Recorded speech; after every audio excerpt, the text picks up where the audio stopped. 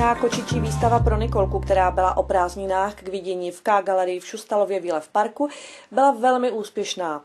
Hlavním tématem výstavy byly kočky ve všech podobách od mnoha autorů, výtvarníků i amatérů, kteří v K-galerii již během 3 let vystavovali.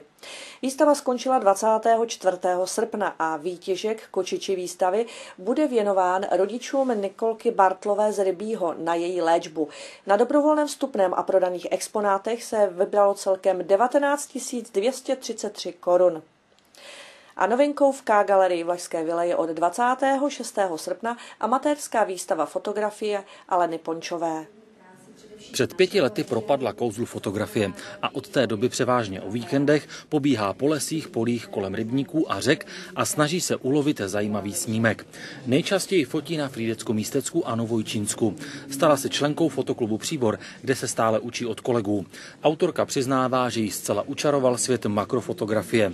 Výrazné zvětšení přírodních objektů na fotografiích ukazuje divákovi svět nečekaných tvarů a krásy. Obrázky nejsou digitálně upraveny, ale netradičně autorka doplňuje trefnými texty, které vznikají přímo při focení. Výstava s názvem Z blízkého nadhledu bude v Kopřivnici k vidění až do 28. září.